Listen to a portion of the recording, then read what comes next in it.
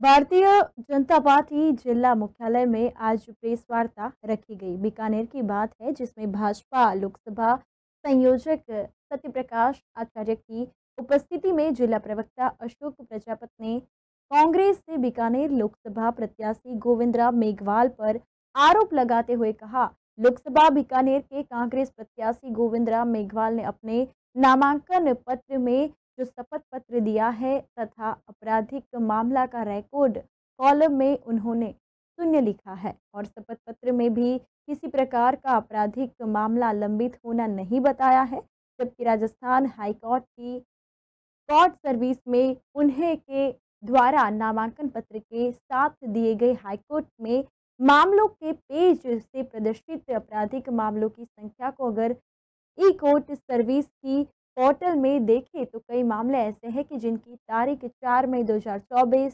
13 मई 2024, 29 जून 2024 pending बता रहा है।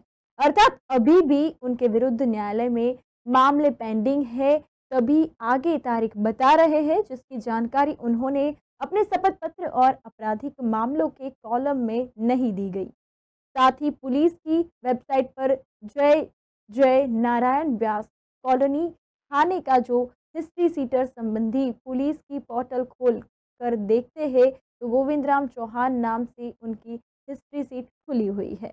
व्यास कॉलोनी थाने ने गोविंद चौहान को अपना थाने का हिस्ट्री सीटर माना है, जिसकी जानकारी उन्होंने अपने शपथ पत्र में नहीं दी है। भारतीय जनता पार्टी के विधि समन्वयक और भाजपा जिला प्रवक्ता एवं विधि समन्वयक लोकसभा बीकानेर एडवोकेट अशोक प्रजापति, भाजपा विधि समन्वयक और विधि प्रकोष्ठ संयोजक चतुर्भुज सारस्वत, इन दोनों ने जिला निर्वाचन राज्य निर्वाचन अधिकारी और केंद्रीय निर्वाचन अधिकारी को शिकायत दी है कि गोविंदराम मेघवाल के विरुद्ध कानूनी कार्यवाही की जाए। साथ ही भिन्न भिन्न धाराओं के अधिकारी को गलत तथ्य प्रस्तुत करने, आपराधिक मामलों के तथ्य छिपाने के लिए गोविंद मेघवाल ने विरुद्ध एफआईआर दर्ज भी कराई जानी चाहिए। साथ ही 195 सीआरपी और 340 सीआरपीसी के यह प्रावधान है कि अगर कोई व्यक्ति गलत तथ्य प्रस्तुत करे, उसकी जानकारी समक्ष अधिकारी या न्यायालय को वे स्वयं प्रसंज्ञान लेकर एफआईआर दर्ज कर दे। जो एफिडेविट दिया है, जो शपथ पत्र दिया है, उस शपथ पत्र में उन्होंने जितने भी उनके खिलाफ आपराधिक मामले हैं उन सबको शून्य बताया है।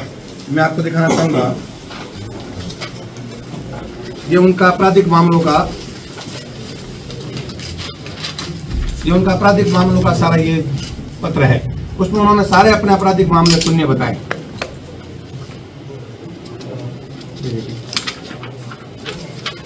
ये भी है, इन सब में उन्होंने अपने खिलाफ किसी भी तरह का मामला होना नहीं बताया गया है। मेरे पास जो रिपोर्ट है उसके अनुसार गोविंद मेघवाल जी के खिलाफ 22 मामले हुए। उसका आप जो पुलिस की देखेंगे जो वेबसाइट है, उसमें उनके खिलाफ 22 मामले आपको प्रदर्शित होंगे। उन 22 मामलों में क्या हुआ वो अब तक इस बात को नहीं बता पाए। इस जो फार्म जमा करा है उसमें कहीं भी ऐसा नहीं लिखा कि उन्होंने 22 मामले उनके खिलाफ है। एक दूसरा, जब आप पुलिस की ये वेबसाइट खोलेंगे तो उसमें आप देखेंगे कि उनके नाम से हिस्ट्री शीट खुली है। आज कई अखबारों में, पत्रकार उसमें और चैनल में आप लोगों ने चलाया कि एसपी साहब ने ये कहा है कि हिस्ट्री शीट खुली है। इसका मतलब एसपी साहब इस बात को मान रहे हैं, उनके खिलाफ हिस्ट्री शीट खुली हुई है। जब हिस्ट्री शीट खुली है तो उसका भी उनको ब्यौरा देना चाहिए था शपथ पत्र में, वो उन्होंने नहीं दिया। आप देखेंगे, मैं आपको बताता हूँ। अभी ये पुलिस की वेबसाइट है, इसको जब आप खोलेंगे तो ये पूरा खुलेगा। हिस्ट्री शीट का देखिए ऊपर लिखा हुआ है police station wise history sheeter report Bikaner, ठीक है। उसके ऊपर हम चलते हैं तो नीचे जैन वेशी थाना आता है। ये सदर पुलिस का आ गया स्टेशन, इसका जैन नारायण व्यास कॉलोनी थाना है। जब हम इस पे क्लिक करते हैं, इसमें 22 हिस्ट्री शीटर है। उस पर जब हम क्लिक करते हैं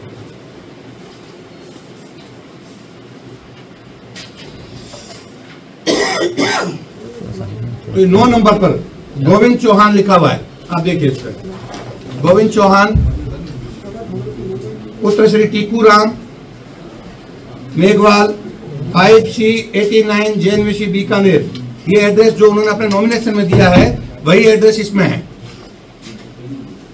जयनारायण व्यास कॉलोनी, ये पूरा जो है उस जयनारायण व्यास कॉलोनी का थाने का डाटा है, उसमें आप खोलेंगे तो आपको उनकी हिस्ट्री शीट दिखाई देगी।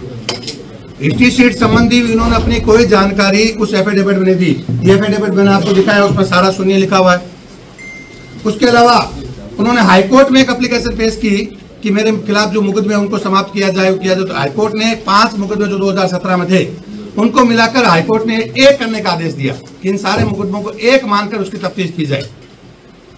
इतना सा आदेश हाईकोर्ट के आदेश का आप दिखा रहे हैं। हमारे साथ बैठे चतुर्भुज सांसद, आप हमारे विधि प्रकोष्ठ के संयोजक हैं, और डॉक्टर सत्यप्रकाश जी आचार्य जो कि लोकसभा के हमारे संयोजक है भारतीय जनता पार्टी से। ये जो उन्होंने दिया है हाईकोर्ट में जो निर्देश दिए उसमें उन सारे मुकदमों को एक करने का आदेश दिया। कहीं भी मुकदमा समाप्त हो गया, खत्म हो गया, वो इसमें कहीं नहीं है। एक दूसरी बात, जब एसपी साहब ने जो कहा, आपका सवाल होगा इसलिए मैं पहले बता दूं कि एसपी साहब ने कहा कि कोई मुकदमा पेंडिंग नहीं है, वापस ले लिया है। अगर मुकदमे वापस ले लिए हैं तो फिर कोर्ट में तारीखें पेंडिंग क्यों हैं? मैं आपको बताना चाहता हूं। आप देखिए ई कोर्ट की जब आप बेल देखेंगे उसके साथ ही आप ये गोविंद मेघवाल मुकदमा नंबर 92, ठीक है, और उसका आप देखो तारीख 13/5/2024। किसी व्यक्ति का अगर मामला कोर्ट में पेंडिंग चल रहा है तो उसको किस तरह से समाप्त समझा जाता है वो बता दें। एक मामला ही। दूसरा मामला है SAGM GM 1 में चल रहा है आपका 44/58/2017। ये इसमें तारीख है 29/6/2024। आप देख पा रहे हैं, मैं आपको दूंगा भी। इसमें 29/6/2024। इसका मतलब कोर्ट में ये भी पेंडिंग चल रहा है।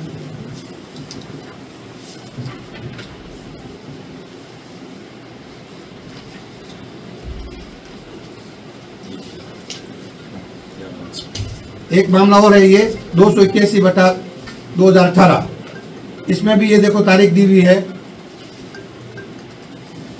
ये एक मामला है जिसको उन्होंने केवल अनकंटेस्ट ट्रांसफर माना है। वो ट्रांसफर है मामला, वो भी खत्म नहीं है, ठीक है, क्योंकि ट्रांसफर हो गया। कोर्ट इसका जिसकी तारीख ई कोर्ट में दिखेगी नहीं, जब उसमें रेगुलराइज हो जाएगा तो उसकी तारीख अभी उसमें शो करेगा। एक और मामला है 26/86/2017। उसकी तारीख है 5/4/2024। तो इतने मामले ऑलरेडी कोर्ट में आगे डेट पेंडिंग पड़ी है, तो उसको किस तरह से समाप्त समझा जा सकता है वो बताने वाले बता सकते हैं। इसके अलावा मेरा निवेदन है, हम सब ये चाहते हैं कि जब इतने सारी शपथ पत्र में उन्होंने अपनी बात तथ्य छिपाए हैं तो उनका नामांकन पत्र जो है वो निरस्त किया जाए, और जिला प्रशासन को स्वयं भी प्रसंग ज्ञान लेने का अधिकार था। 195 340 में जब कोई अधिकारी या किसी कोर्ट के समक्ष कोई तथ्य आते हैं तो स्वयं उसमें प्रसंग ज्ञान लेकर कार्रवाई कर सकता है। किसी शिकायतकर्ता की उस समय आवश्यकता नहीं है। पर्चा चेक करने का भी प्रावधान है। जब पर्चा चेक किया तो उसमें उनकी उन्होंने डिटेल दी हाईकोर्ट की, उस दौरान उन मुकदमों में क्या हुआ ये भी चेक करने वालों को करना चाहिए था कि उस मुकदमों का वर्तमान में स्टेटस क्या है। ये भी कहीं ना कहीं गलती रही तो देख नहीं पाए। फिर इसमें एक आपके आता है 125A representation of the people's act 1951। उसके अंतर्गत